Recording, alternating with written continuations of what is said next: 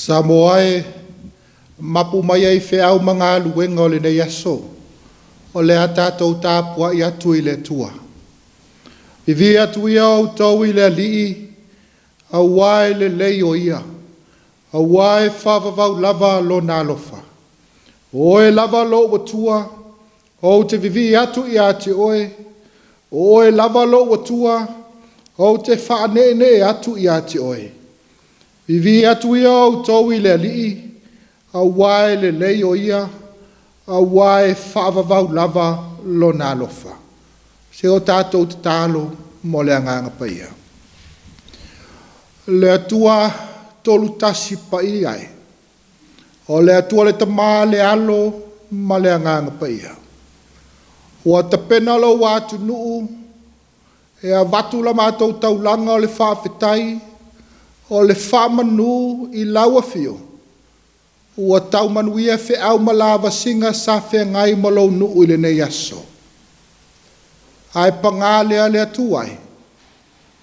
E la ngona alo mātou le ato toa whale nganga. O le awa mātou mua i wala au atuai a fio maia. A fio i fo fio ane le mana o lo wanganga. Se tautolua ina le tapua inga lo watu nuu o le a whaia nei. Ina ia i wai mea uma. I le wha sili ina o lo lava vi inga. Lo lava suafa mamalu Yesu Keriso o mātou mua i te talo atuai. Amen. O le whaitawina o le awhiong pa ia le atua. Tus whiwhilia mo le nei awhiafi ua maua mai le whenga inga fau. Ia kopo ilo na mta upo e 5. O le au whaitawina le whai upo e 10 ma le 3. Se ia whaangata mai le whai upo e 10 ma le 5.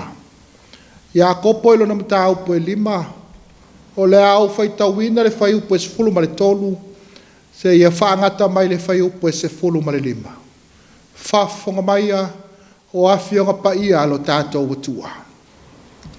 Ua tingaina e aso o tau i nā tatalo ia. Ua fia e se tasi i nā pese ia. Ua mai aso o tau i nā ami atu ia i toe ino le kalesia ia lātou tatalo mo ia. Pea umana whau ia te ia le suau i le suafa o le ali.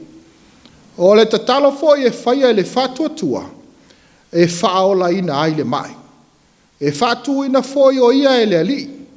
A whai fo i wanga sala e whaamangalo ina ia.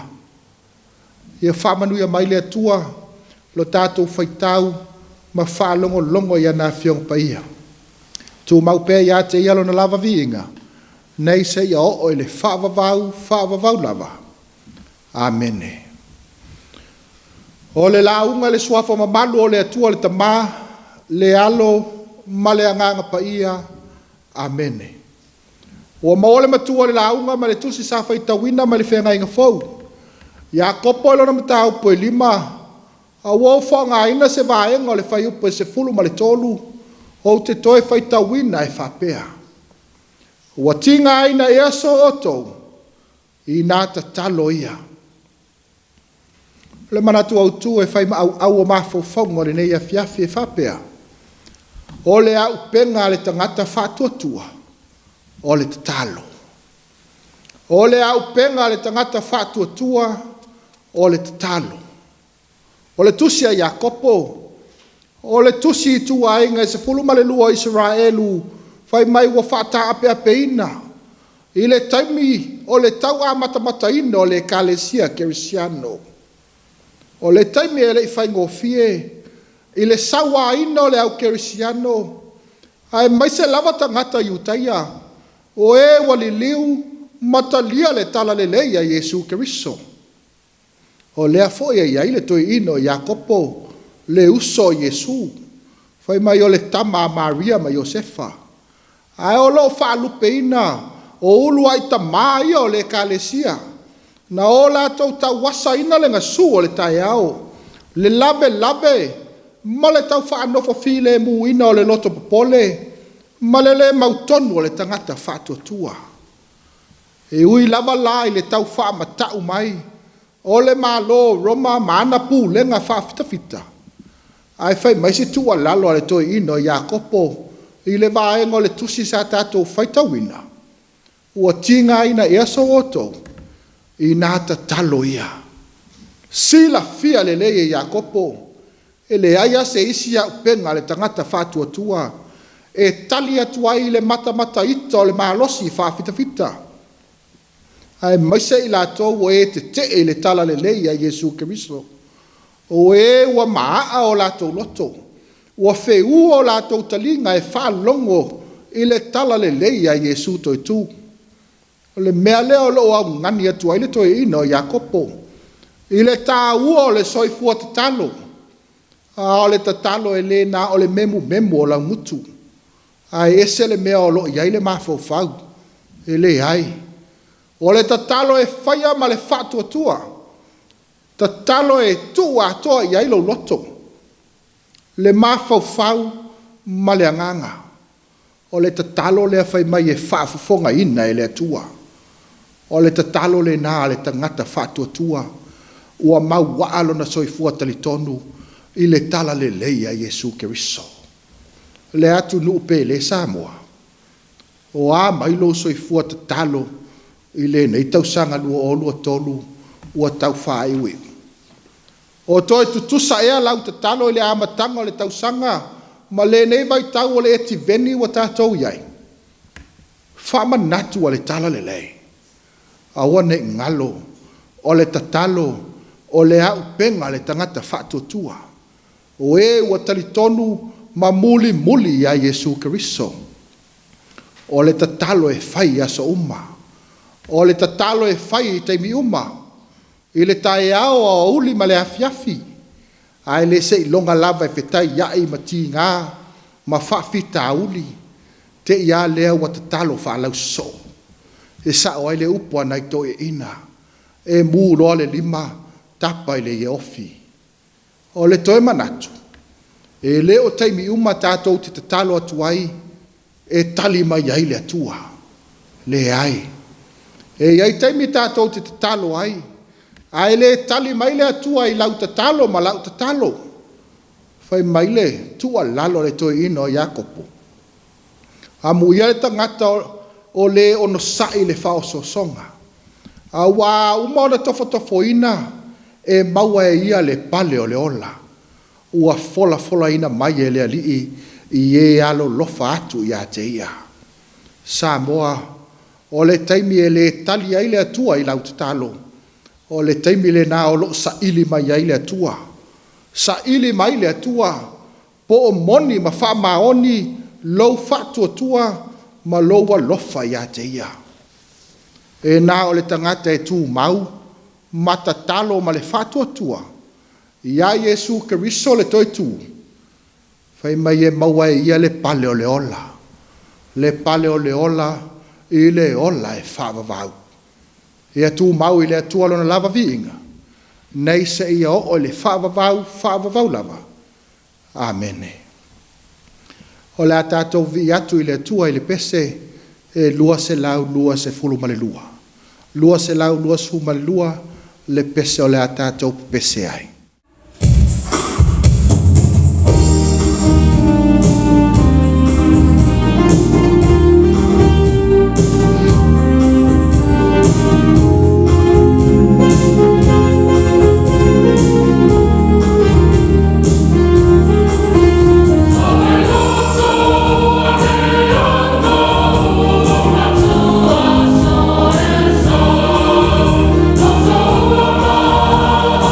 Oh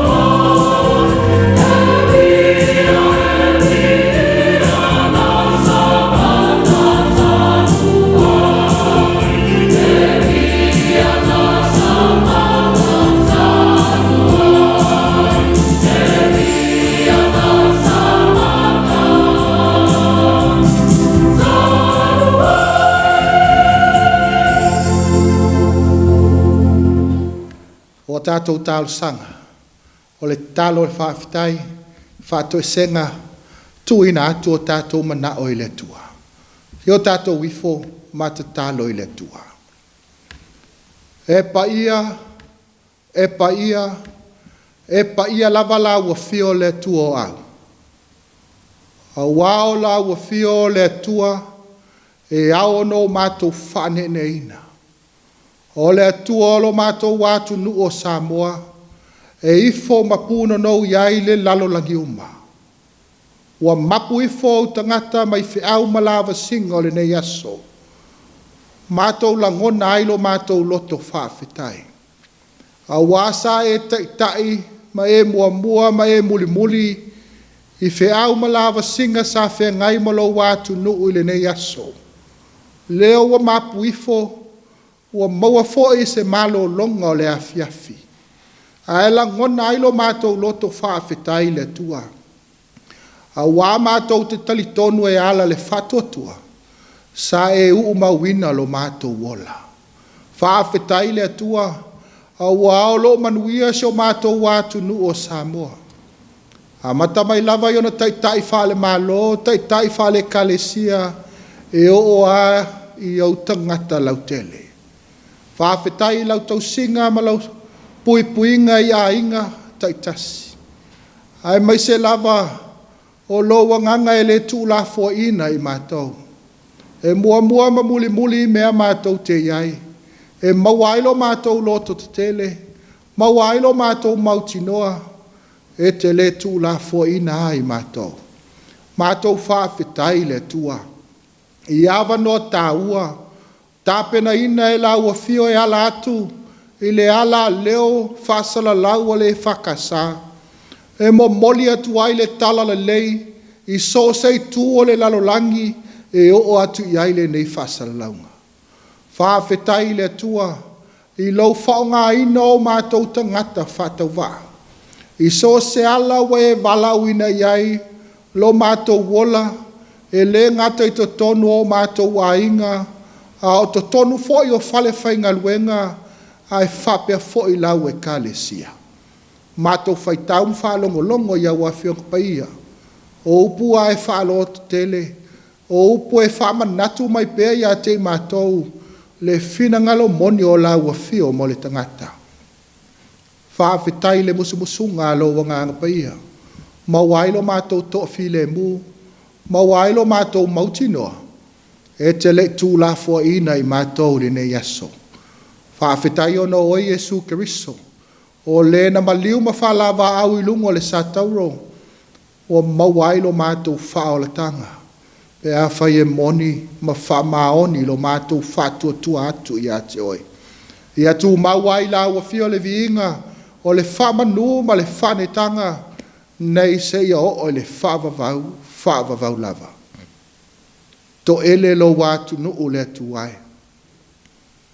A wā mātou te talitonu, te leo mātou a leu, te leo mātou se sa whaatino le nei aso. Mātou wāla au le tuai, wha māngalo le ifonga lo wātunu.